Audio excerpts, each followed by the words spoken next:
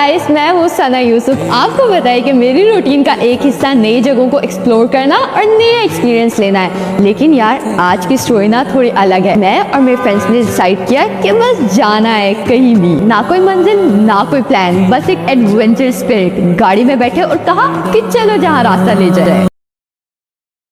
2 जून 2025 एक 17 साल की लड़की सना यूसुफ का मर्डर हो जाता है। सना यूसुफ एक सोशल मीडिया इन्फ्लुएंसर थी जिनके टिकटॉक पर 7 लाख और इंस्टाग्राम पर 6 लाख फॉलोअर्स थे। सना यूसुफ एक पश्तून फैमिली से बिलोंग करती थी और ये चित्राल में ही पढ़ी लिखी हैं। वो अपनी फर्दर स्टडी के लिए इस्लामाबाद में रहती थीं अपनी फैमिली के हमरा सेक्टर G13 में। 2 दिन कबल उनकी बर्थडे थी, 29 मई को। शाम के वक्त सुंबल पुलिस स्टेशन में एक FIR दर्ज होती है सना की वालदा मरहम की तरफ से। उनका नाम फरजाना यूसुफ था। ये खबर जंगल में आग की तरह फैली। किसी ने कहा ये रॉबरी केस है, किसी ने कहा सना ने चीज़ों देने से इनकार कर दिया होगा इसलिए शूट कर दिया गया। बट किसी ने ये भी कहा कि ऑनर के लिए गैरत में आकर किसी ने कत्ल करा दिया। बट नाउ दिस टाइम कातिल अरेस्ट हो चुका है, जिनका ताल्लुक फैसलाबाद से था। इस लड़के का नाम उमर हयात था, but there nick name is Kaka. इसकी उम्र 22 साल थी। इसने सना को इस वजह से कत्ल किया क्योंकि इसका कहना था कि सना उसे बार बार रिजेक्ट करती रहती थी। एंड ये लड़का बिल्कुल अननोन था विद 442 फॉलोअर्स। ये एक ऐसा लड़का था जो कि शायद पेरेंट्स पे डिपेंडेंट था, जिसका कोई भी सोर्स ऑफ इनकम नहीं था और एक लोअर मिडिल क्लास फैमिली से बिलोंग करता था। ये बंदा 29 मई को जब सना की बर्थडे थी, उस दिन भी ये उसको मिलने के लिए स्पेशली फैसलाबाद से इस्लामाबाद आया, लेकिन मिल नहीं पाया। एंड 3 से 4 बार इसने और भी ट्राई किया कि ये उसको मिल ले, लेकिन सना ने इनकार कर दिया। बट वन डे उमर उसके घर के बाहर 9 से 10 घंटे इंतज़ार करता है और अपनी मोटरसाइकिल पर आता है विद वन पिस्टल और घर की जांच करता है।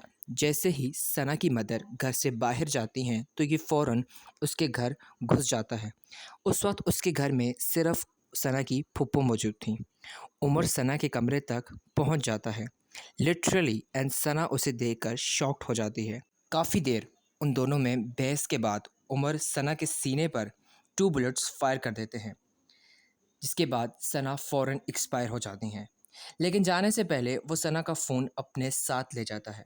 शायद वो सारे सबूत मिटाने की कोशिश कर रहा होता है। गोलियों की आवाज़ सुनते ही सना की फुप्पो फ़ौरन उनके कमरे तक आईं, लेकिन तब तक उमर फ़रार हो चुका था। उमर के घर से फ़रार होते हुए CCTV फुटेज भी देखी जा चुकी है। मेन क्वेश्चन ये राइज होता है कि क्या बंदा अब अपने घर में भी सेफ़ नहीं है, और वो भी इस्लामाबाद जैसे बड़े कैपिटल में। न जाने कितने ही लोग इस तरह रोज़ अपनी जान से हाथ धो बैठते होंगे। वो तो सना एक इन्फ्लुएंसर थी जिसकी वजह से उनके केस इस हाइट पर पहुंचा। ये एक सना का मामला नहीं था, बल्कि सना जिस एरिया में रहती थी उस एरिया में पिछले 1 साल में 25 मर्डर केसेस आ चुके हैं। कुछ रॉबरी केसेस थे और कुछ लिटरली मर्डर केसेस थे।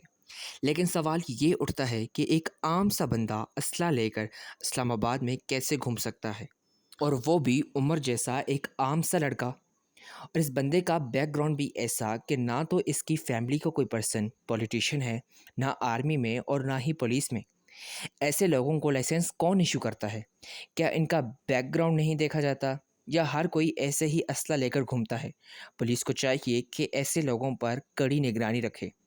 एंड सेकंड थिंग ये कि मैं ये कहना चाहूँगा कि इस बंदे को इसकी किए की सज़ा मिले, ताकि लाखों सना जैसी लड़कियों और लड़कों की जान बच सके। उम्मीद है कि आपको हमारी आज की वीडियो पसंद आई होगी। अगर आपको हमारी आज की वीडियो पसंद आई हो तो लाइक करें और सब्सक्राइब करना ना भूलिएगा। शुक्रिया।